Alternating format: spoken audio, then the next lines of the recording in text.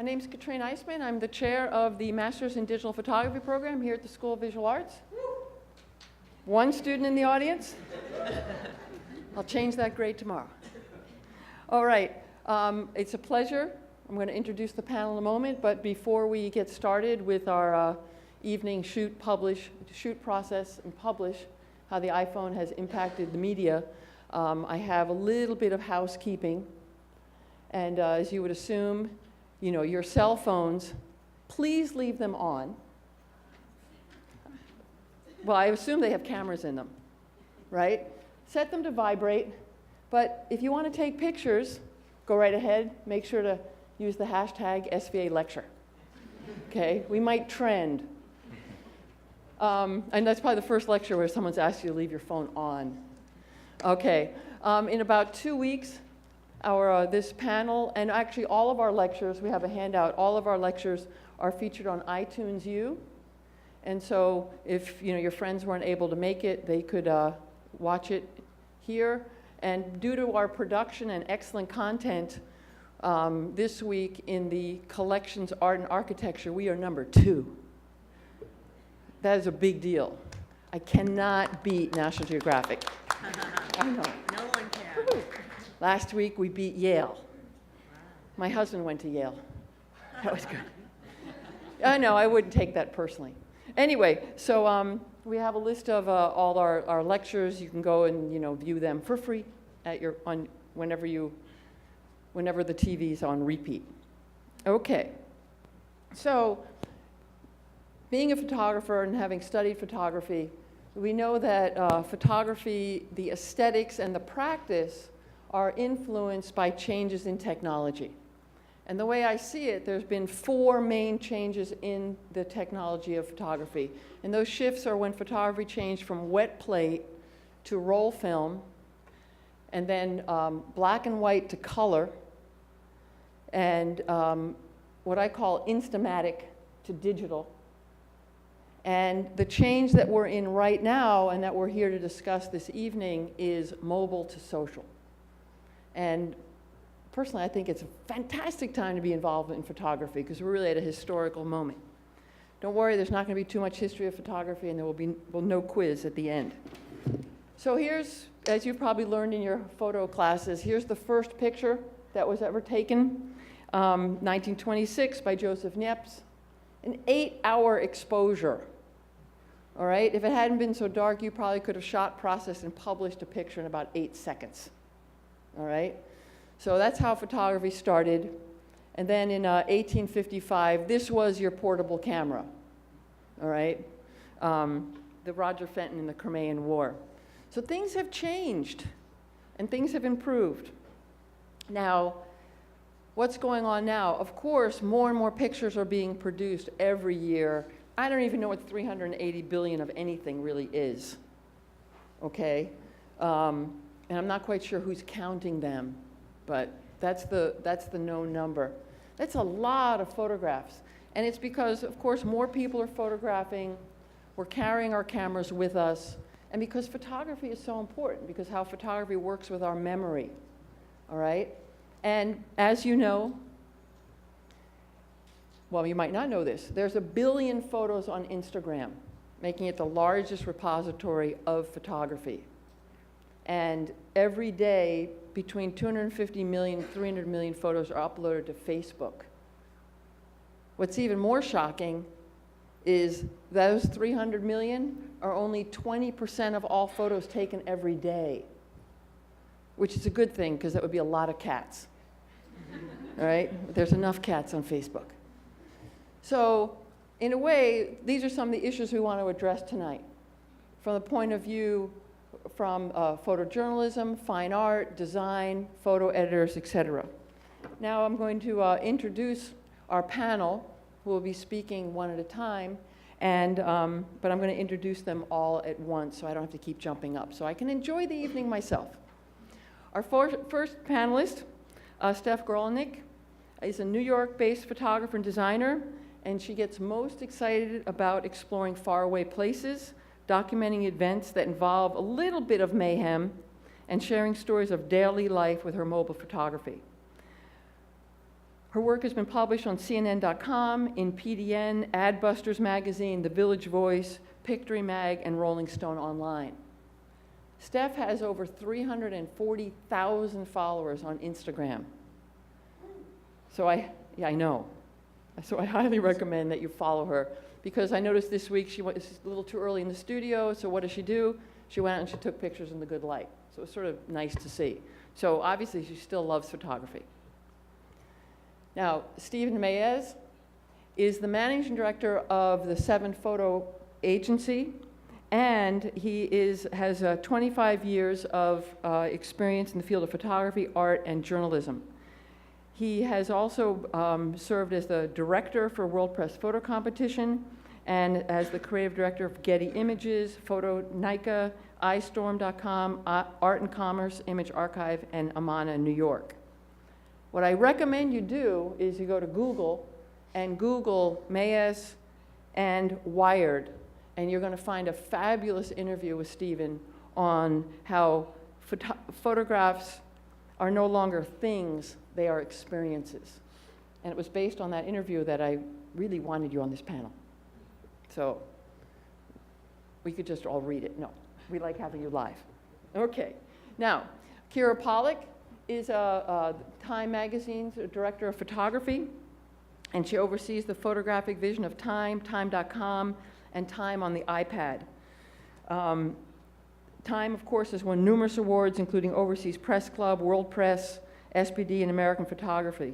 Previously, Kira was the deputy photo editor for the New York Times Magazine, and during her 11-year tenure, she helped launch Play, the Times sports magazine. What's interesting is most recently in Hurricane Sandy, how Kira worked closely with top photojournalists to really have them cover Hurricane Sandy via the Instagram feed. And I recommend that you follow Kira and Time Lightbox on Twitter, because that means every day you're going to see among the best photojournalism work being done. And now, Stephen Wilkes. Stephen is an award-winning editorial, commercial, and fine art photographer who has been widely recognized for his fine art and commercial work. He has numerous awards and honors, as well as 5 major exhibitions in the last 5 years that have left a truly meaningful impression on the world of photography. Stephen's photography has been featured in Vanity Fair, Sports Illustrated, Time, Life Magazine, New York Times Magazine, and a few of his honors include the Alfred Eisenstein Award for Magazine Photography, Photographer of the Year in Ad Magazine, and awards in Graphis Magazine and Communication Arts. Now, we all think that photographers are gearheads. Stephen qualifies, because in his toolkit, it's everything from a helicopter to an iPhone.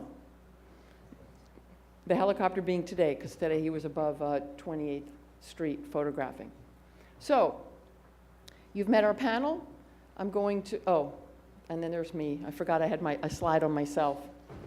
Well, I'm an artist, I'm an author, I'm an educator, and I've been working in digital photography since 1989, meaning I've been working with Photoshop before some of my students were born. Yes, which makes me feel very old. Okay, so on that note, after each panelist presents, we will open it up for Q&A, and I hope we all enjoy an inspiring and insightful evening. Okay, so Steph, you want to come up and show us, talk to us about Instagram? Okay. Hello. My name is Steph Gorelnik, and I have a terrible memory. And that's partially a catalyst for how I ended up speaking to you guys today. A large part of photography for me is a very personal thing. I just wanted a way to kind of capture what I was up to, the places I've been, the things I've seen, or people I've met, as a way to be able to look back and say, wow, that was a really incredible year. And posting photos online became the perfect way to do that. And so I started with Flickr and Tumblr, and to my surprise, strangers, people I didn't know, began to follow along, and it really became kind of a delight. So I began to record this log on Flickr, and just keep track of, all the things that were going on in daily life. And then came the iPhone and Instagram. And the community grew and grew, and it became this way to, although it would never, replace proper SLR, kind of an unshackling. We were talking about it earlier, to kind of steal Stephen's words, almost therapeutic, to just be so casual, to capture the things that I loved and were interesting to me, and to put them up and share. And I began posting these photos without really much explanation or commentary, and was really surprised at the reactions of people.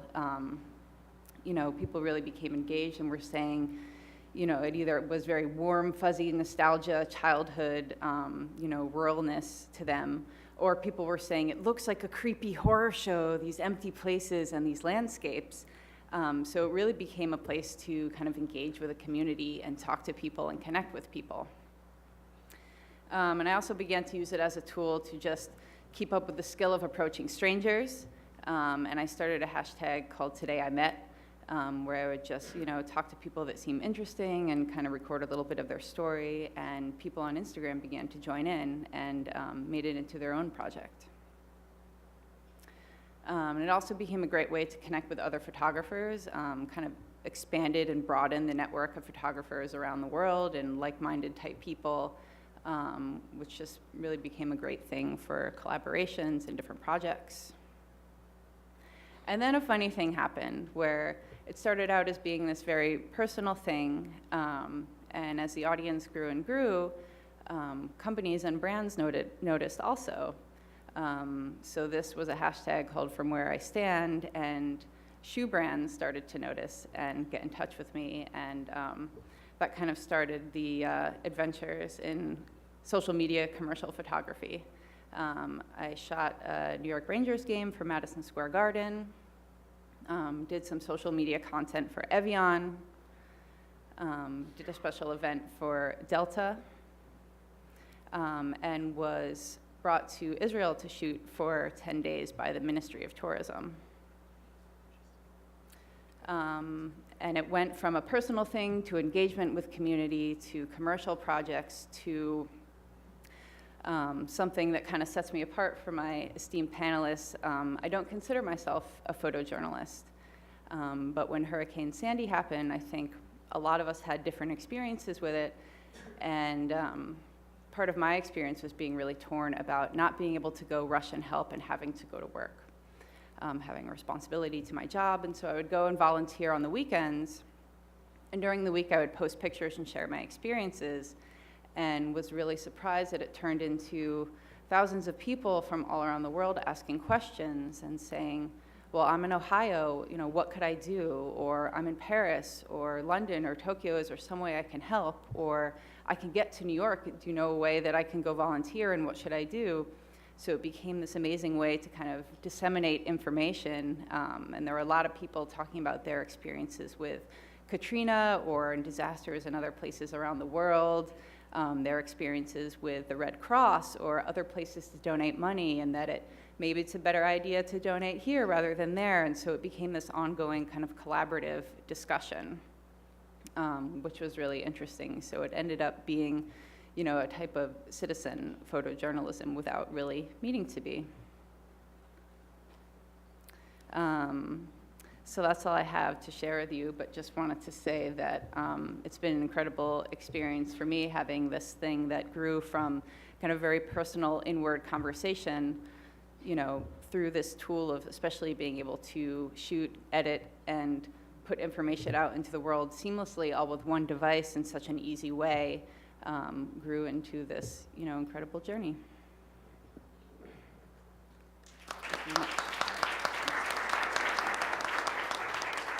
I have no visuals, I'm afraid. So we're going to have to imagine what I'm talking about. I just want to, I manage photojournalists, so there's a very practical edge to all of this, in that, we're struggling to maintain a business in a very changing environment. So we're trying to match what's happening in culture and in publishing and in imagery, technology, all these things, with actually earning dollars. So there's a very hard edge to this. We're trying to apply these technologies in very, very practical ways to earn money. And so there's a certain day-to-day scramble to make that happen. But actually, I don't want to talk about that tonight. I want to talk about sort of the bigger picture of where I see this going and where I think the tools are that we're developing, which we can now begin to apply in different ways. And that's partly because we haven't really begun to understand what it is that we're handling here with the cell phone. And a lot of what I see happening with the smartphone is people essentially replicating what used to happen with cameras and with what was known as photography. And I do believe that we're into a different world with this. I think it's a totally transformative tool. And it's a word I use cautiously because people talk about transformative a lot, and sometimes it's just a little bit different or exciting. I think this is genuinely transformative, and I want to talk a little bit about why. And in understanding that how is so transformative, I think it then brings us back into then how do we begin to apply it. But there are a number of very distinctive characteristics of the smartphone, which make it a very unique camera. And the combination of these characteristics are just extraordinary. You know, the portability of it, you know, I've got one right on me now, it's in my pocket. The invisibility that it allows a photographer, that if you are on a street in a conflict zone, in somebody's house, you know, wherever you are, pulling out a cell phone, it doesn't particularly distinguish you in the way that pulling out a digital SLR or, you know, one of the big monster cameras does. People notice it these days in a way that they didn't even 2 years ago. People expect you to be taking pictures of it, so they will be guarded. I think some of my royal family should pay heed to that. But essentially, when you pull out a cell phone as a journalist, you are invisible. You're one of many who are wielding cell phones. And that's quite remarkable. That separation has caused some, that lack of separation has caused some concern amongst my colleagues, you know, one of whom found himself in a conflict zone, surrounded by guys with guns and cell phones. And here he was mingling as though one of them, where previously he would have had that other role defined by the camera, the object setting him aside, and suddenly he's just essentially one of the protagonists. And what does that mean? Where does that leave him ethically? How does that change his field practice? And all of that changes. There's an immediacy to the cell phone. There are zoom lenses, and you can zoom in and out, but essentially it's a close-up tool. People use it for landscapes too, but essentially it's really where it wins is it is totally intimate, and it's intimate for a number of ways. First of all, generally you're holding it close to people, you're involved with them. It's generally a signal that you are actually involved with them. And again, that distance that you had with the larger camera is gone. You're actually really shoulder to shoulder, you're mingling, you're sharing the experience. It's also an incredibly intimate tool for the photographer in that, we have our cell phones passworded, locked, because there's stuff in there which is personal to us and we want to keep personal to us. This instrument, which is on the one hand a gateway out to the wide world, is incredibly intimate. It carries stuff about us which we might not want to share. And so there's just something about the tool itself which talks about intimacy, both for the photographer, the subject, and how we read it, of course. And when we see cell phone pictures, we tend to regard it as a personal experience. And Stephanie's example was a great example of that. She wasn't off documenting other lives or other people. Even the project you're talking about, meeting people. It was your experience of meeting people became the thing. So the tool itself is about the intimate, and of course the connectivity, the fact that you're online and the picture is out there. All of these things change the field practice. They're all fairly radical, but I don't think those are the transformative elements. I do want to say one other thing about the connectivity, of course. What the connectivity leads into is essentially publishing. I have to say I'm in awe of anyone with over 300,000 followers on Instagram, but you are a publisher. And it's one of the shifts that I'm going through and talking with my colleagues is shifting the thinking from being one of a photographer to actually being a publisher. And with being a publisher, several things happen. It does totally redefine the product. what is it that we are actually selling? What is it that is valuable that we have? And it's less and less about the object that is the photograph, whether it's, how one describes a photograph as an object these days. But, it's less and less that unit of intellectual property. It's more about how one puts it into the world. And I think your stories about, the value you have because of your audience, rather than, you're not actually licensing pictures in that story. You're not doing the old form thing of here's a picture, you can use it for 1 week inside a magazine and maybe online if you pay a little bit extra. Those days are really evaporating, and the value is moving into something else. And that was one classic example of it. Audience changes, that one begins to be able to define your audience. If you think of yourself as a publisher rather than a photographer, photographers, after all, were only ever suppliers. A few notches up from stationery suppliers and the such like, but essentially you were making something and then offering it to somebody to use, whether it be an advertiser, a magazine, or all the other people, the catalog, the other people who used photography. You were supplying material, and your job was done when the material was supplied. If you think of yourself as a publisher, that's not the case. You're doing a lot more than supplying. You're actually engaging, you're choosing your audience, you're choosing how to address them, your tone of voice. Everything shifts when you think of yourself as a publisher. And I think very critically, your choice of subject matter changes. And that's been really, really key in the last few years. Because until very recently, the voices that defined what was represented in the world were the voices of magazines. And that they had the gateway, they were the gateway to reach the world and to reach the viewership. So the stories that the magazines chose to run, the stories that were deemed newsworthy in whatever culture, in whatever magazine, were the stories that we saw. And we saw them in the manner that was prescribed. That is no longer true. And it's just extraordinary. I'm seeing this huge growth of knowledge, and my own knowledge is growing enormously because people are choosing their own subjects, and they're bringing the subject straight to me. I'm no longer reliant on an editor or a publisher telling me what's interesting. That continues. It's not lost. It's absolutely there. It's very relevant. But in addition to that, we have all this other stuff coming at us. And as photographers or publishers ourselves, we have that choice of what do we talk about. And that is really huge. Now, the transformative thing, to me, is the element of time. And that's what the cell phone does, which no other camera really has done. That the camera, as we used to know it, the photograph as it was essentially this discrete slice of time, taken, preserved, published wherever you put it. You could repurpose it across time, but it was essentially that static moment which was taken and would live, and you could change the caption, you could change the color, you could do all these different things with it, but it was that little lump of time that was extracted, and that was it. It was static. What we have with the cell phone is we have a stream of imagery. It's not really about making the definitive photograph. It's about creating an experience. It's about creating a participatory process where stories unfold across time. And when you follow somebody's feed on Facebook, from all the statistics, I gather that people don't particularly use the timeline to go back as an archive. They don't use that as a means of investigating history in the way that one would with a photo archive. They go there for what's up today. I liked what I saw yesterday. I don't want to see that again. I want to see what this person's doing today. It becomes this evolving story.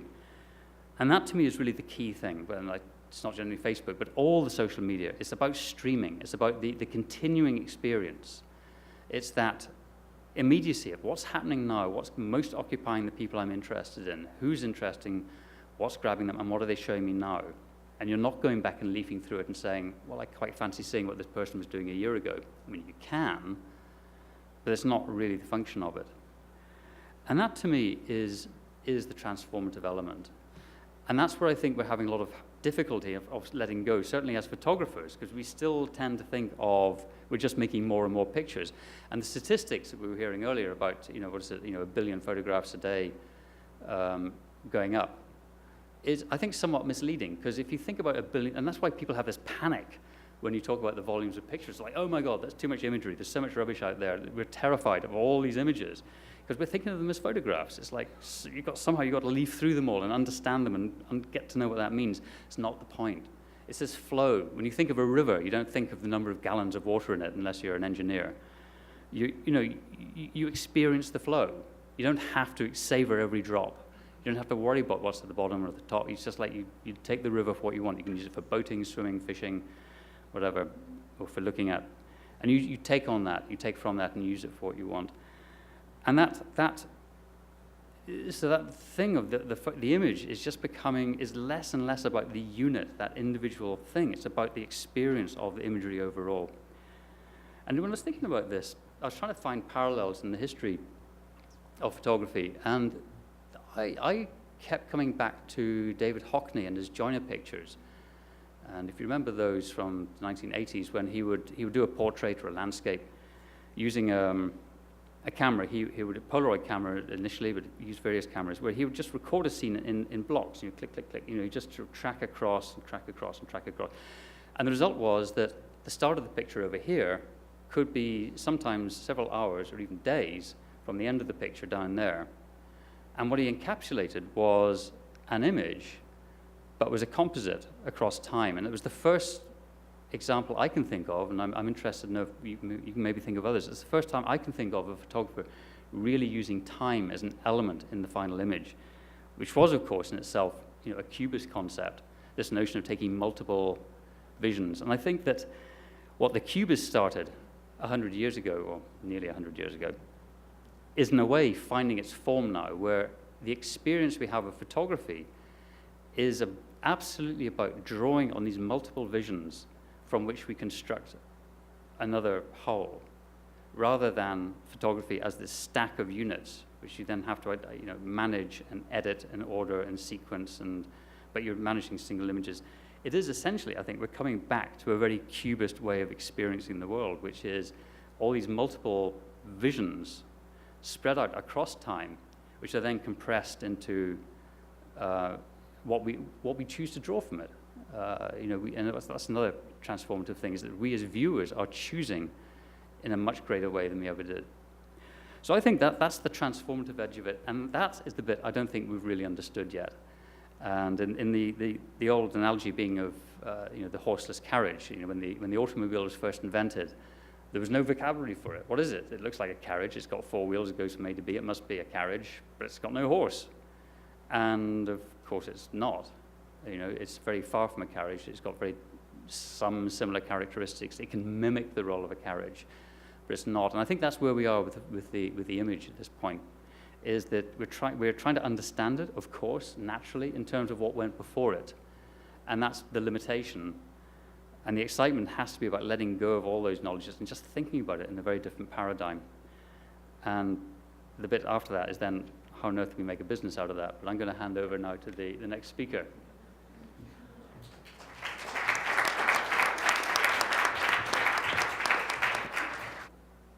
Thank you. I just want to start, like Stephen was talking about the role of the publisher, and I was thinking about how the role as photo editors, how much it's changed so quickly, very recently. From what we do is we assign photography. We assign photographers to go out, cover a story. We assign a certain photographer to achieve a certain vision, and then we publish it. And for the history of magazines, it's published in the magazine. Then it's published online. Now it's, what we've developed and built is Lightbox, which is this fantastic, really great place where we showcase great work, and some of that's assigned. And now we're looking at all social media. And from where we are, it's kind of like, how do all these things connect? Because there's so many different ways that people can penetrate the brand. Some people just follow it on Instagram. Some people are Twitter followers. Some people are subscribed to the magazine. Some people are just looking at it on time.com. Some people just follow Lightbox. So all those things have to connect. So this is actually, we're like talking tonight, we've just been having a lot of meetings recently about like, what is our Instagram feed and how can we, because it's great, like Steph and Steven, like as photographers, have certain personality, what they want their pictures to be. And I think it's great for individual photographers to have Instagram feeds, because it's really, this is what you want to share. This is who you are. This is how people are looking at your work. As a brand, it's like we cover everything from, breaking news to portraiture to culture, international stories. And so we're really trying to figure out how our Instagram feed, how we can keep that really exciting and strong. And it's a very interesting, it's a whole other platform, and I think it's interesting. It's like from a different point of view. So I just want to take you through the coverage that we did for Hurricane Sandy. And this was just, we came in Monday morning, this huge storm was coming. We knew this was going to be massive news. There are a couple of us in the office. It was me and Patrick Whitty, the international picture editor, and Paul Moakley, the deputy photo editor. I mean, I think there are a couple of other people too, but I just remember, we were like, how are we going to cover this story? Because you didn't really know how bad it was going to be, whether it was, we would send people out. But we decided this would be a great opportunity for our Instagram feed. We can cover breaking news with our Instagram feed. And I think, so what we did, we called 5 great photographers that were in the region, 3 regions. New Jersey, we called Ed Cashy and Andrew Quilty. New York, Ben Lowy, Michael Christopher Brown. In Connecticut, the great Stephen Wilkes. And what was exciting was what Stephen Mays just said, it's about timeliness. And, these pictures are coming straight from the photographer. That is a picture that Michael Christopher Brown took in, alphabet C. And we're all like, you've got to be kidding me. That is what it looks like right now. And it is instantaneous. So the way that we could report this story, it is revolutionary. There's just no way that you could ever show something that quickly to a huge audience. And it was very exciting because we were covering it, 5 people really covered it from all different points of view. And also, I think the other thing it shows is how the technology has changed. Look at those pictures. Those are made in the middle of the night with no light. I mean, and no light because there's no power because he's in the East Village, right where so the kind of quality that he can take with his camera phone, this is again Michael Christopher Brown, is pretty exceptional. And I think that's another thing that's just changed. It's changed so quickly. Ed Cashy. This is Stephen Wilkes. We love this picture, and I'm going to show you how we ran it in the magazine. But we noticed there was just massive engagement with this, and we grew our Instagram audience in a huge way. And we were able to, Vaughn Wallace, our Lightbox producer, he's here, he was able to really get all these up on Lightbox. So we also were able to show these pictures. And so the people that don't subscribe to our Instagram feed saw them on Lightbox. And again, had a huge increase in traffic. There is a desire to see news pictures in a breaking news situation. It's not about cats. It's about content, and I think that is something that we feel, okay, Ben Lowy, he's in Brooklyn here, but we're seeing these all at the same moments, and they're just coming in. What was this is the Battery Tunnel. I love it. I think this picture is so scary, but, what's exciting about this and scary about it is that we basically, this is Stephen Wilkes in Westport, Connecticut, and I'm like, I grew up at the town next to it. I'm like, that's Westport. Like, I would never, I couldn't believe that. It's right near Campo Beach, if you know that area. But what's really exciting about this to us was that we handed over our keys. We said to these photographers, you've got our password, we trust you, upload your pictures. It did not go through any screening process. We got cut out of the equation. Now, that is revolutionary because we're giving the photographer the control. Now, it's about picking the right photographers. It's not like, I think these are all very, these photographers are great journalists. We have relationships with them. We know what they do. We know how they think. We know what their journalistic chops are. But, it was a very interesting experiment, but it was very exciting for us. And ultimately, you know, we did 48-hour assignments. These guys were on for 48 hours, and they made amazing pictures, Ben Lowy. And they covered all the regions, and we saw it in a great, incredible way. And we did get so many comments, so many people. But even writing captions, all that, you know, that gets vetted. So some of that, you know, that all just went through these guys. And, you know, under really tough circumstances, they were filing these things.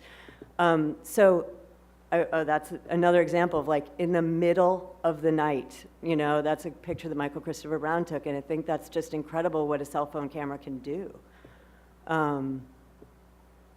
So these are, you know, this is kind of how we covered it. This one I showed, but I can't, this was Ed Cashy, and this is a picture that he made, and I can't read it from here, but the caption is like, this guy was rolling a joint, and he writes this in the caption. And I mean, if you just looked at that, if you look at how people responded to that, it was like, okay, well, that's published, you know, like, there's nothing you can do about it. It's like, sorry, I don't know what to say about it. Like, you know, I didn't really know that he was rolling a joint, and we didn't even have the opportunity to see it because he uploaded it. And he's like, I mean, he's like the greatest documentary photographer, you know, comes from, but he was really saying what the guy was doing, like, this is what it is. But maybe we would have written it in a different way. Maybe we might have not published that picture. I don't know. But, like, that's the kind of, like, danger factor of, you know. And this is, after, you know, we covered the election, so Brooks Kraft was photographing also, you know, with his camera phone, but also with his SLR, and he was covering Obama, and Christopher Morris was covering Romney. And again, this is just a really great, we just saw the numbers, the engagement, people loved seeing these, and they were coming in when these photographers were filing them. Chris Morris these are Chris's black and white, really artful. And I think it's challenging for some of these, you know, for Chris, I think, you know, he's got a great sensibility, a great point of view. This is a whole other thing. We were like, please, can you do the Instagram feed? You know, because we just he was already there doing it. And it was, I think it was interesting for him. And I think the photographers that have tried that have really found that there's something exciting about it. So these are just some examples. This is a picture that Bobby Ghosh, one of our great senior reporters, took in Tahrir Square. And he just took it when he was on an assignment there, and it went crazy. It was like Instagram sort of blessed it, and it just went, you know, viral. It got so many likes and so many, it's also about how things get picked up and how, you know, how these images are being communicated at what time, by who's, you know, blessing it. And then this picture is a picture that we just assigned last weekend by Michael Christopher Brown. And that, you know, it's not Brooklyn, but it is, as you know, Central Park. So what I also just wanted to show you how we publish them in the magazine. And one of the pictures that Ben Lowy made it ran on our cover. And so, you know, the news cycle is it's Monday, Tuesday, the storm hits, you know, and that's when, and then the aftermath is Wednesday we close our magazine. So that morning, the editor-in-chief wanted to do a Northeast cover that was, you know, related to Sandy. And we had these incredible pictures. And so we published one of Ben Lowy's pictures on the cover. It's like this painterly, timeless, incredible picture from Coney Island. It's beautiful. And it wasn't like we were not trying to make a point publishing an Instagram picture, but we had all these pictures that we could choose from, but it was the right moment, and it was the way that we covered that story. So that was really, and we got a lot of attention for it. And we started a real dialogue, I think, about photojournalism and you know, what is the role of Instagram in photojournalism. So, but I just wanted to say also, these photographers covered the story on Instagram as a platform, as a way to get their pictures out. But they also, like, you know, Stephen made incredible pictures with his real camera, his SLR, and we ran them as double truck pictures in the magazine that week. So we were able to run an 8-page photo essay using the work from the Instagram assignment, and we were also able to have our feed, and we were also able to run them on Lightbox. So it was like a way that we could connect all those dots. And in that case, it was very successful because it was just kind of exciting. And I think, you know, when breaking news happens, it's a very visual story. People want to see pictures. They want to see pictures. And this was just an interesting way to do it. So that's my, but now you get to talk to Stephen Wilkes, who will show you more pictures from the Sandy.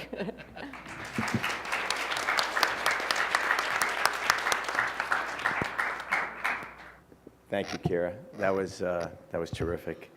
I think everyone has spoken so eloquently about what's happening. I'd just like to add what an incredibly exciting time I think it is really to be a photographer today. And I think what's really happening in a sense is the visual language is changing at a speed that's never really been measured in any way in terms of what's happening right now. My work, for the most part, as a fine artist, I do these incredibly complex photographs. This is a series I've been working on called Day to Night. And I photographed, basically, this picture was 17 hours, 1,700 images, so on and so forth, 4 months of post-work. That's how I make my art. So when I started to pick up an iPhone for the first time, it was really revelatory. And I think just totally uninhibiting in terms of and liberating for me technically. I love the idea that you could go out and just see something and take a picture. You always had a camera with you. And so in the beginning, I would shoot, you know, just anything that was around me. And of course, my dog, Cody, I had to shoot him. But, and then I started to realize as I started doing it that I started to build an audience. And something else started happening. I started to really get into the whole look of what was happening. And I think in a strange way, there's this idea that I think that Stephen very eloquently described is the river, and that you're in a stream of consciousness. Photographically, it begins to feel that way too. And for me, I started to just allow myself to just shoot everything that I love to see, anything that attracts me. It's really about looking, it's about seeing. And that's what photography really has ever been to me. And one of the beauties, I think, of this technology is that we all have the same camera now. You know, we can all go out and take pictures with the same camera. It's not about the technology, it's about seeing. And that's the beauty, to me, of mobile photography. And being able to share it, and for me to be able to see other people's work in real time is extraordinary. So this is kind of how I started to evolve with the iPhone a little bit. And then I really remember vividly when I got a phone call from Kira on the storm, which I'm going to approach in a moment here. This is from Jerusalem. As I travel, I just found myself, frankly, I like shooting with the iPhone so much now that I do find myself leaving my 35 behind occasionally. There is something about the ability to be invisible, as Stephen had mentioned also. The idea that as photographers, suddenly people are not self-conscious because they don't feel threatened that we're taking a picture of them immediately. So there is the intimacy, there is that engagement in a way, and I just think it's really, really amazing. There's so many times you say, if I only had my camera with me, I had this great picture. Well, guess what? You have your camera with you now. So that brings me to Superstorm Sandy, and I remember vividly when Kira called and said, "What are you doing?" And I said, "Well, I'm trying to figure out how my house is going to survive this storm." And she says, "Well, we really want you to cover this story." And I go, "Fantastic, I'm game, I'm totally up for it." She goes, "Yeah, we want you to do it on this thing called Instagram." And I go, "Yeah, I know the Instagram, I got it." And I have to say, Kira, that was just such really was a revolutionary approach. I don't know if, at that time, I think a lot of editors and people in the mainstream media really didn't recognize, I think, the power and the potential of this medium. And And the ability for us to be able to, and for me personally, for you to give me the trust to say, go out, make photographs, write a caption, upload it in real time. I trust you. I know you're going to do it right. It was an incredible thing. It was really an amazing experience on a multitude of levels. And there were so many things that happened and when you're trying to photograph a hurricane. So this is when I was in Bridgeport, and basically I had police officers chasing me because they wouldn't let me get close to the water. And this was in Milford. This was a rectory that Kira talked about. This is at actually the lowest tide possible, if you can believe that. And that last one were kids who actually were having a hurricane party. So what was astounding was we all had no power. Everything was complete Armageddon, and I mean Armageddon. So this was a typical thing. It was as if everybody, I would get out on the road, and the adventure was, how do I get from point A to point B? Because essentially every major thoroughfare was blocked by downed trees. And while I was sitting in a car waiting for a downed tree to be moved, I ended up walking and discovering this gentleman who told me he should come by and check out my house because I have a hole in it now. And so what was amazing was things just started happening, and the ability to sort of get into these places, and then again to get to a Starbucks where I could upload something was virtually impossible. So the cell phone became really it was my everything. And the fact that I could look at so many of the other great photographers' work, what was going on in New York City, what was going on in New Jersey, this really inspired me as a journalist to share our side of the story. And it was really powerful and potent. And I do think it was a seminal moment in photography. I think as we go forward historically, I do think this was a game changer, being able to cover this story in real time.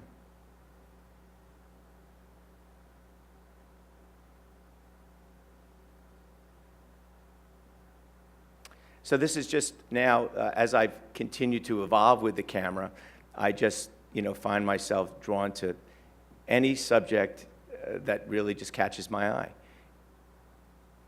This is something recently I did a day to night of the inauguration. So this was before the people got there, and this is, of course, during the inauguration.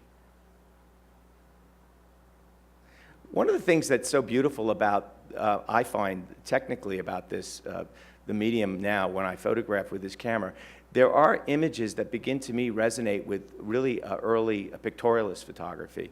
If you guys look at some of the work that Stieglitz or Steichen did, you can almost begin to, have a sensation visually that the photographs are starting to feel that way. So I started doing a series of pictures like this of New York during the Christmas lights. And there's something kind of magic that, film doesn't really, give me that look, and so it's fun to explore it. I also do find that you tend to put yourself in a situation and take pictures you might never put a camera before. So that's the other thing that I love about the iPhone.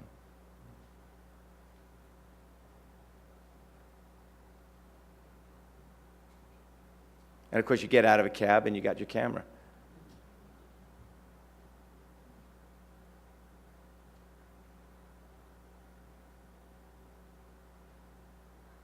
And there's a sense that you really are invisible. I think that's the fun thing for me.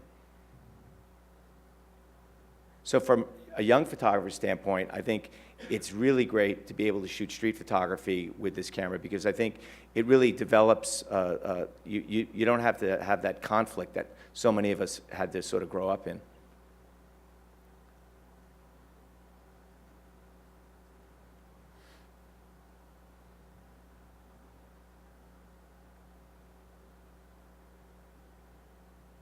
And this is just one I just did recently at Madison Square Garden.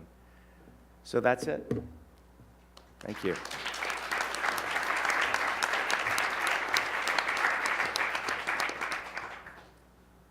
That was inspiring. We want to be able to open it up to a Q&A. And since I have the microphone, I'm going to start. I think it was fascinating how you addressed that it's about seeing, it's about trust, it's about being the publisher, and then really grabbing that opportunity that you created by taking pictures of things that you love. And in a way, that sort of contradicts what a lot of people are talking about Instagram. You know, I shouldn't say this on tape, like shitty little pictures with bad filters. And I think it was interesting that there's this whole movement now of like, you see it, no filters as a hashtag. And Stephen, I was wondering if you could address that from like a photojournalist point of view. Is there discussion about that? Or Kira, like, no filters? Or how do you see that? Because it is a part of it. Well, there is discussion about it, and I was fascinated by an interview I read with Kevin Systrom, who's one of the founders of Instagram, I think 2 years ago already, in the New York Times, where he talked about they designed Instagram very deliberately. They said, why is it that people don't take pictures? What are they afraid of? They're afraid of the mistakes. And what we're going to do is we're going to build something which solves that problem. And that's exactly what they did. It's brilliant. I heard a critic refer to it as the autotune, the visual autotune. And that's exactly what Instagram does. It's brilliant for that. So I have no criticism of the Instagram filters. I think they're actually inspiring, and it's released people into this world of making imagery without the fear. In journalism, it is a discussion. Ben Lowy, of course, is working with Hipstamatic to develop his lens. I think it is developed now. And it's very pure. It's, you know, there are, of course, some modifications. There's some toning and some adjustments, but it's essentially I hesitate to use the word pure. I don't know what the vocabulary is, but there's not much distortion imposed deliberately. But I don't think journalists are afraid of the filters. They'll use it if there's a purpose for it. Mm-hmm. Now, Kira, is there any type of like, are there any kind of rules at like time in that regard? This is like, you know, the heart of the discussion in the photojournalism world, the toning versus the not toning. It's, you know, the discussion that goes on through the history of photojournalism. I mean, if you look at black and white printing, there's burning and dodging. Exactly. And when you look at, you know, shooting with certain kind of chrome film, what's, you know, Velvia, like all the films from the history of photography had different tonalities, and you would choose different films to do different things. Well, that was perfectly acceptable, but now it's like the toning is, I think it's an important discussion. I'm not saying that it's absolutely relevant, and it should continue to be discussed. But I think, and we've talked at length about this at time, that it's really, you know, we are comfortable with the amount of toning, or, you know, we're not publishing anything that we're not comfortable with the toning, but we are not going to publish raw files on our pages or on our website. That's just not the way photography is. And so there's a, you know, you have to be comfortable with that. And in terms of the filters, same thing. I mean, those pictures were not altered. They were not, you know, they were shot in the dark and uploaded with caption, like, you know, it's incredible how pure they were in a way, if you want to think about it that way. So yes, I think it's a very good question. It's something that people are very divided about, and but that's where I stand on it. It's good. Yeah, I agree with you, Kira. I think, frankly, that, you know, when you really study the history of photography, and people like Eugene Smith, who was one of the greatest photojournalists, and he would spend 2 weeks making one print. And, you know, I think the ability, people have to realize digital raw capture is really like a color negative that's not printed properly. And there's no black point that exists in it. And so what these filters are doing, essentially, is what all the guys who shot, the analog guys did, the great masters, did in a darkroom. And it's making those choices for us, but it's doing it electronically. And so I just think you know, it's not like we're talking about, you know, putting a sky into here and doing that kind of stuff. I think when you're talking about a look, you're talking about what grade paper do you print on, you know, what's your developer that you're using. So those are all choices that every great analog photojournalist made. And it's just, this is a modern version of that. So. Mm-hmm. Now, Steph, I think everybody wants to know, I want to be sent to Israel, right? And I think it's sort of interesting. so you go on these trips, or you did the shoe things, and like you show up with your iPhone, and like are art directors okay with that, or they're like going, where's your gear, where's your assistant? Well, I show up with my gear, and they say, what are you doing with all that stuff? So I shoot with other cameras for myself, but no, I think that whether it's tourism departments or brands or publishers are all really interested in this kind of multifaceted approach, similar to what Time is doing, and how do we develop an audience around different touch points. So they're looking specifically to be shot with an iPhone. I mean, when I spoke to Evian, they wanted content developed, so that they could post it on their social media networks. And I said, great, I'll go out with my DSLR and get some beautiful stuff. And they said, no, we only want iPhone. We want that look, we want that thing. We want to remain, consistent with the medium. So that's really what they're looking for. Mm-hmm. There's, I think what's really interesting about this whole social media thing is that there's now data that backs this up. So companies that have Facebook pages whose likability goes up 1 month, actually they have a direct correlation to sales based on likability. So the cat's out of the bag. It's not going to go away, and it's real. And so your ability to, I think the magazines, and Kira, you guys jumping on it when you did, you see where it's going. This is how companies are going to build brands, and it's much more than just a sideshow, I think, and eventually it's going to be everything. So I think it's important that you harness it and recognize the power of the medium, because it's, like I said, I don't think it's going anywhere. Now, Stephen, I had a question. Sometimes when I go shoot, I'll have 2 cameras with me. How do the people that, shoot for 7, John or Ben, how do they decide, like, when, which one? Some of it's very practical. It's just how much can you carry, or how much battery power do you want to have with you. Some of it's aesthetic. I'd say one of the most extraordinary pieces I've seen in a long time was a piece of work by Ron Aviv from the Siege of Tripoli, Battle of Tripoli, where he was in a stairwell where there were guns being fired, and a man was shot right in front of him. I mean, within arm's reach of him. There's all chaos going on in this incredibly enclosed space, and the sequence of images is made partly on video, partly on stills, and partly on a cell phone. And he's switching between all 3 in this extraordinary mayhem, and concocting this amazingly visceral picture of what was happening in that stairwell. So I think the decisions it becomes fluid. I mean, you can see in that example, when you look at it, it's seamless. And so at some point, he's choosing to decide to put one down, pick up the other, push the videos, do the still. But it becomes seamless because you become fluid with your technology. And I think it's true of any great practice. In a way, you have to forget about the technology. You just have to feel it, and then it's there for you when you need it. Exactly. Good. So we'd like to be able to open up the questions to the audience. We have a microphone for the tape. Does anybody have any questions? Okay. Marco, right here. He's got the mic right there. Right.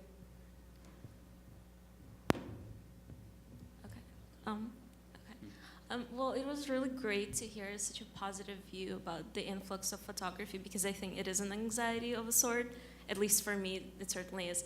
And, my first question is really like, what is your prediction about the future of digital photography? And, where do you think it's really going? And will this flow, will this influx, will this flow be maximized?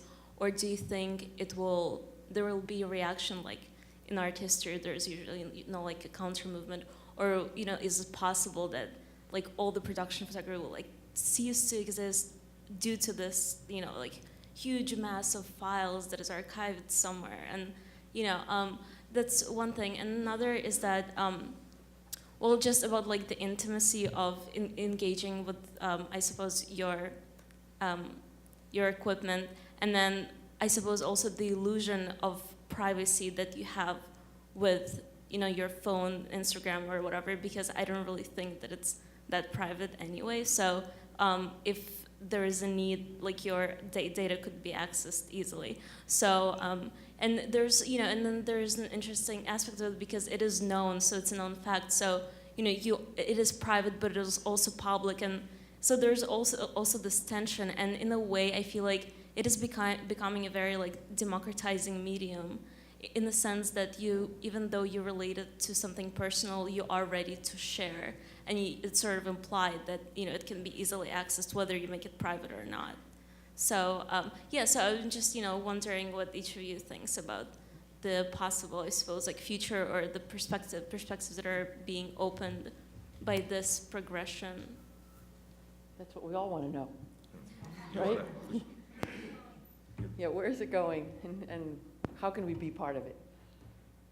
Well, I think you're asking the wrong people, because it's Okay. it's not about what we decide where it's going. It's actually about everyone in this room where you decide where it's going. And I think the answer to your question is in yourself, that you have the tools now to take it where you want it to go. Well, also, but I was just asking sort of from your, I suppose, more informed and more practiced perspective, and, you know, just from your experience, how do you foresee the future of photography in general, this being a stepping stone? And I don't mean like in the next couple of years, perhaps in the next. If I could jump in for a second.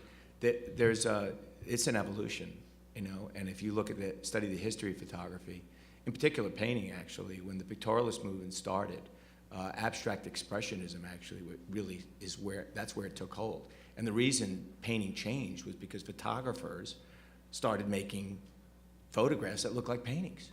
And so when there's enough going on in one direction, there's always going to be a shift. There'll always be that change. Somebody's going to want to do something else. You know, I mean, there are paradigms that are created in photography. You know, whether it's when you know, the stroboscopic Edward Muybridge created film. You know, when these are moments where they change the way we perceive the world, and then we, as photographers, entered into those paradigms, and suddenly we began to use those tools in a different and creative way. And I think that's personally where I think this is all going to go eventually. There's going to be outgrowths, and it's going to be exciting. But I think what Stephen said is so true. I mean, it's really, it's you, it's all of us. We're all part of this thing. We don't really know where it's going, but it's going to be a hell of a ride. Right. And I think you see, part of that is the idea as photographers, as artists, is to say yes to these changes, to say, yes, I'm going to try it, yes, I'm going to be a part of it. I practice the iPhone every day, no matter where I am. I say, I can take a picture here. And you can if you can see. Mm-hmm. And that's really helped with the seeing, versus the old argument, how does it compare to 8x10-inch film? I mean, you know, it's just not going to work. So I think, in a way, we want to be positive, say yes, and be part of it. I think that's great. Does anybody have any other questions? Oh, wait, Chester. No, we just want the mic. My name's Schechter, and I'm a photographer of sorts. I've been doing it for a long time, but about 5 years ago, I started taking pictures with this. I have maybe 20,000 images. And this thing about photography now that changed for me is that photography is no longer a thing, as you talked about. It's an experience. I don't look at photographs or keep them anymore. I just want to do them and move on. And even if I wanted to, I couldn't. It's too overwhelming. Now, what that brings me back to, photography as an object is no longer important to me, not as a thing. It's coming back to the idea of memory that existed before photography, the language that existed before writing. In a funny way, digital is taking us back to the beginning, because we can't possibly handle the thing anymore. So it's completely disposable and not. And I think the end of our lives, the photograph as a thing is going to be irrelevant. The only physical thing we'll really have is the memory. And I think that's where it's taking us. That's really well said. You know, I just want to say that I've always felt, I mean, again, history, Eddie Adams' great photograph of the execution, there was a film shot at that same time. Nobody remembers the video. You only remember that photograph. Still images burn in your mind forever. You're right.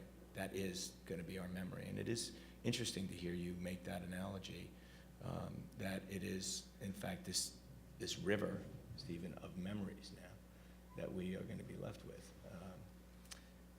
I don't know. I guess for me personally, I take thousands upon thousands of photographs, but whether I discover it in a hard drive now or in an old box, it still touches me in a way. So I hope I never lose that. I hope I don't become that desensitized to the image. I think that great pictures are very important and will always be very important.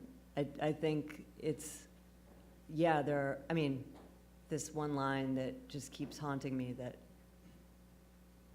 in the history of photography, last year, 10 million pictures were made last year. And the whole history of photography, like I'm sorry, I'm getting the whole quote wrong. 10% of all the pictures ever made in the history of photography were made last year. It's crazy. And I know that is just an insane quote, but like, the best pictures are the best pictures, and they're really important, and still photography is really important. Everyone thought, oh, it's gonna be all about video now, and everyone has to shoot video. No, video is important, so is still photography. I think that what's interesting about technology is that it's much faster. And what we're talking about is not about photography, we're talking about technology. I mean, Instagram is a platform for delivering information very quickly. That's what it is. The information is photographic. That's what's new about it. You know, so I think that's an interesting point, because it's like, when you think, and when I think about like my career as a photo editor and what it was like when we covered Bosnia by Ron Haviv, he sent chromes from Bosnia. And I remember on my light box, it was a terribly haunting story that he photographed. And it was like unedited chromes. That was not that long ago. And 9/11, film. No one shot digital 9/11, 10 years ago, 11 years ago. I mean, when you think about how quickly it's changed, now we're talking about covering Instagram. In an instant, you're covering a storm. There's something exciting about that. I don't think, and I mean, I totally hear your point, and I think you're right. And almost like Stephen was like, oh, I've got to remember to bring my camera because you get carried away. But those great pictures are always great pictures, and they. I'm not demeaning. Yeah. But. Sure. No. And I totally hear you. Yeah. No, I think you're absolutely right. But I think it's important to continue to celebrate those still images and try to keep them alive, and find the gems in the 10 million. It's like, yeah, there are 1 million people, everyone has a camera phone, says my mom, but the photographers are photographers, and the great pictures are great pictures. So I think that's something that's worth remembering. I think there's just too many of them, but it's still, great pictures they can really change the world still, and I think that's important. Let's get the mic here. When you were saying that that photography now today was like creating a story instead of taking a picture, I believe it. I've been shooting since I was 9 years old, and I can still remember what was going on around.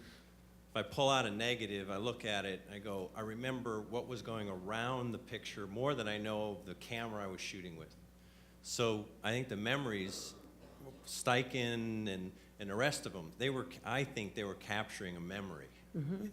The story, the entire story. The thing that I find with digital and with Instagram and everything else is that everybody that's taking pictures are allowed to edit. And I still shoot black and white film, and I've got 36 frames. I have all 36 frames. So I've gone back into negatives that I shot in the 60s, mm-hmm. and I've found wonderful images that I wasn't seeing back then. Today, That's great. I look at the back of my camera and I go, oh, I can get rid of this. Well, maybe there was an old train in that 30 years from now, nobody's going to have a picture of the old train. That's why you don't delete. Right. I know, but That's what I'm exactly. No, I think it's a great point. the professional photographers, I think, are not deleting, but the people with their Right, that's phones right. are sitting there, well, I don't need that picture. I don't need that. Well, there goes history. Yeah. I And mean, that's a really interesting point about how your perspective to a photograph changes, 20 years Yeah. later. Well, I wonder if in 50 years someone's going to find the Vivian Myers of digital, Yeah. Yeah. right? Because someone bought 100,000 negatives, Yeah, zip drive. Dusty hard right? drives. A zip drive. They'll never be able to open it. They'll never be able to open it. That's the problem. Right. That's a whole nother discussion. Exactly. So we have a question here, Sharon. Oh, and then we'll run it over to that side. Hi. My question is pretty much mostly for Kira. We've been talking about how you can make an artful photograph. Like, I don't care the medium. Like, a good photograph is a good photograph, as you said. My question is mostly from the publishing perspective. Like, I've been editing online for the past 5 years, and I've definitely seen the world change. And as Instagram has become more popular, I really love the idea that you assigned photographers to go shoot Sandy using their phones and put it into your feed. But say you didn't do that, and say you were like, oh God, we don't have anybody covering this, and you're looking at social media for the photos, but you're like, okay, I want to get this up fast. How are you getting in touch with those people? How are you licensing these images? Like, basically, how can photographers make money using this medium? Because really, I feel like that's one problem that photographers face is, yeah, they're shooting these great pictures, but it's immediate and it's out there already. Like, how do you, yeah, exactly. I mean, where do you see it going? Do you see yourself using more of these types of pictures in print, and with the immediacy that is needed with some things that can only be recorded like right at that moment, and it's got to get out there, How are you going to get those photos as a publisher? Well, we pay for all of the photographs. Right, but do you do it prior to posting them or not? You have a communication with the photographer wherever they are, and you Right. tell them that you're going to publish. You ask if you can publish it. You ask if you could credit. You get all the information, and then we pay for them. Right, but say that this went out 5 minutes ago and you're wanting to put it on your blog. We don't do that. You don't do it. You No, just don't do it. We But don't, but a lot of people do, and I think it's a very important question, and that's like a whole other panel discussion. I mean, Right. really, it's beyond getting paid. It's the rights, it's the credits.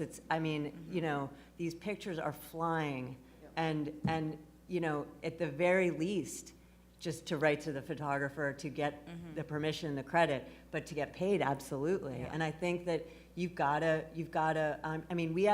We had a situation with one of Michael Christopher Brown's pictures that was on Instagram that we assigned. It ended up in a European magazine as a huge picture with no credit on it. Yeah, well, Is that's that what I'm right? They seeing lifted it right happening. off They the lifted feed? it off of Instagram, published it in a very major, reputable magazine, and it was Perry Match, and it was like nothing, no credit, no, and they were very cool about it. He talked to them, they paid him money for it and everything, but it was like, so it's scary because the resolution is good enough for people to do that, and I think it's very important for major brands, like major publications, to have a standard on that. And we do have a standard on that, and I think it's important that everyone follows that because they fly around anyway, but to have them published by other big companies is not right. My hope think is there's- that there's some sort of partnership or something like what Flickr does with Getty, where you can license your Sure. images through them, and then you have a rep right there. I think you've got to know that if you're using social, It I can be hate to stolen. say it, but it's just like, It's the nature Out of the there. beast. it's like the Wild West out there. There's, Yeah, there's, that's- there's, Yeah. another- there's another Free is a dynamic to lousy this. business model. There's another dynamic to this which I think is very important, which I don't hear discussed much, which is the concerns about the subject as well. That, it's very common to talk about, what's the role of the publisher and the photographer and the audience, but who has been photographed and what are their rights and all of this. And there's also one of the dynamic elements of it where the subject of the picture can very often become part of the dialogue. So it's no longer a passive role of being in the photograph and published. So there's this whole area of... And it's quite nebulous, actually, the way it stands right now. Well, the worst thing is for a picture to be used out of context, and that's happening all the time. I mean, That there's was a always the lot big of nightmare. negative aspects to digital photography too. I mean, I think that I think as a photographer, you have to just be as much as you can be on top of that. And, people just don't realize they need to credit pictures, or they need to, this is what happened in the music industry 10 years ago. And it's really hitting photography now, I think. Like it has in the last couple of years, but it's a sort of scary moment. As much as it's exciting, it's, you gotta be mindful of that. Yeah, and photography, you have to think like a client almost. You have to But be- like watermarking you your have to wear a images is a business good head, like, idea, wait a right? second. If I was Time Magazine, would I be publishing this picture without, you have to think about that. And Am I really showing somebody even- in a negative light? Could that be misconstrued? Those kind of things. But are also really pictures are popping up like for breaking news, and they're not about the news that you're looking at, and they look like they're about the news.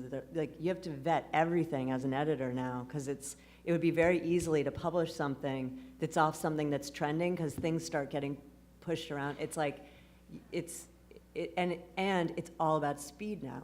So it's about how fast can we get these things up, and that, and you've got to have, I have like the most incredible staff, and all of them are like super, so thoughtful and smart about what they're looking at and reporting out a picture. But these mistakes could happen very quickly because these pictures just, and that's scary too.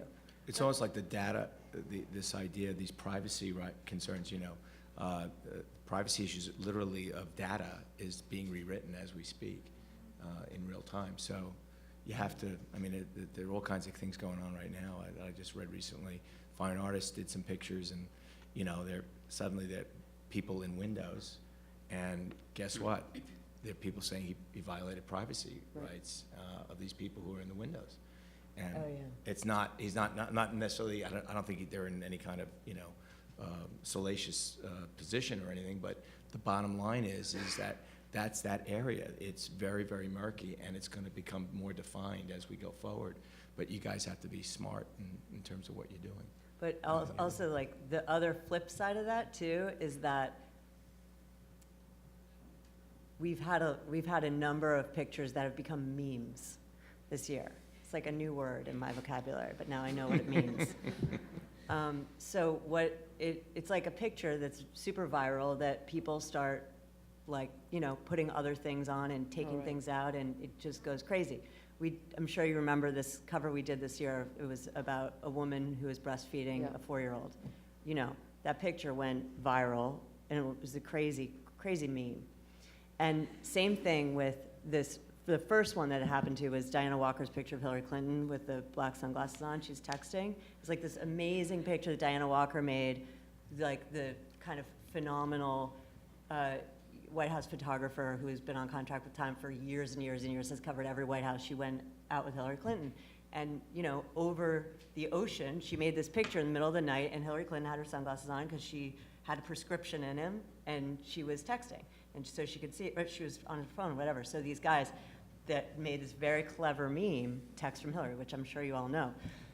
And it went viral. And that was a really interesting moment, I think, because personally, I was totally offended by it. I was like, I cannot believe this picture. But, there's no credit to Diana Walker. This picture was all over the place. It was, and she was not totally happy about it. But as it started happening, I have to say I changed my perspective a little bit. I can't even believe I'm publicly admitting that, but because the audience grew for the image. And these guys, Stacey Lamb and Adam Smith, they've credited her right away. As soon as they knew it was her picture, we wrote to them, they credited it, it was fine. Did she get paid? No. Did she, but it was, did Diana Walker think when she made that picture that it was gonna go to this kind of broad audience? That picture became iconic because of that, not because we published it in Time. I know that.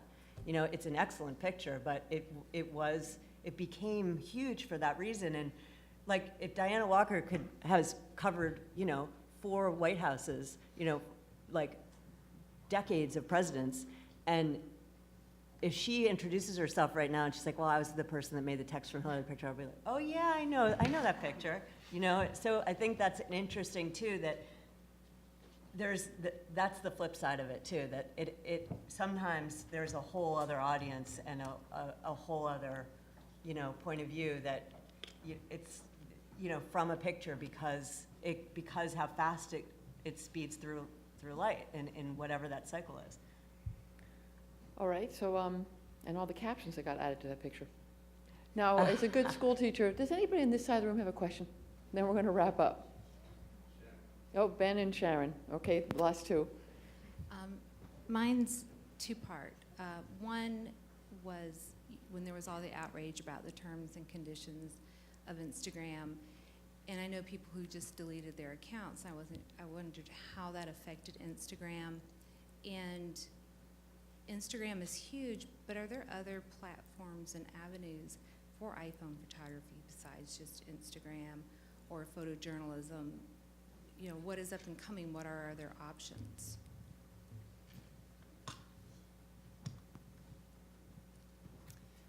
Well, I can speak to that a little, at least for me. I think that when Instagram was bought by Facebook, we all knew a little bit what was coming. And it came, and I know for a lot of people, and for me, it made me rethink a little bit how I'm going to be using this and what exactly I'm going to be publishing on it. Where else can we go? Where else can we post? And there's that double-edged sword of this is where the audience is. And you can post in other places, but you might just be posting to an echo.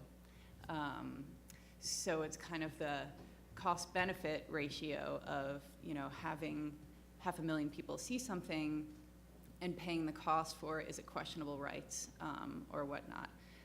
There is one idea is to, especially if you have amazing fine art photography, like Stephen, you post your fine art on your own website where you have total control of what all the rights are and where it goes and everything, but maybe use Instagram to tell the story around that. I mean, were you there for 25 hours? How did he go to the bathroom? Was there like a pile of coffee cups, Did he mark off his tripod? And you could use Instagram to kind of tell that story and wrap it around and, have it be this multifaceted touch point thing of your own.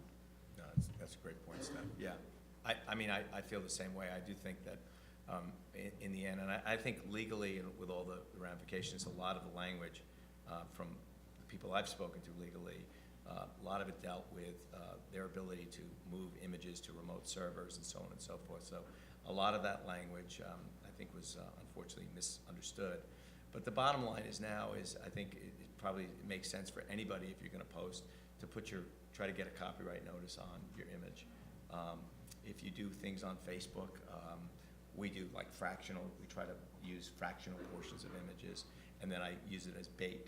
I describe it, make them click on my link, drive them to my website. And so you just have to be a little creative about it and recognize that. Listen, in the end, this thing it is so Wild West out there on the internet that no matter what you do, every other week I find that some other person has one of my images on their Facebook, you know what I mean? Yeah. And then there's no credit or anything. If I click on the images, then my name comes up. But, so it's, people can screen grab whatever they want today. And so if you want to live in that world, I think you just have to be able to sort of recognize that, yeah, there's this real bad stuff that goes on, but man, look at the audience. Look at the way you're affecting people and that how many people know who you are now. That's really the power of it. And I think you have to make the decisions. If you can't live with it, then you can't play in that sandbox. But it's from my perspective, I think it's a mistake not to be in it. Yeah, and just being aware, it's worth always keeping at top of mind the adage that if you're not paying for the product, you are the product. And can you live with that, and how do you live with that? And just make sure, to always think about it. All right, I think we'll wrap up with one last question, Ben, and then we're going to all go out and take pictures in the dark. Great. Hi, I'm Ben, a teacher at SVA, and I have one question about maybe how anybody, maybe particularly or Time magazine editor feels about a trend I'm sort of seeing, which is that I saw an article, I think it was in December, in the New York Times, where they took the story of a snow avalanche, and it kind of really became a documentary.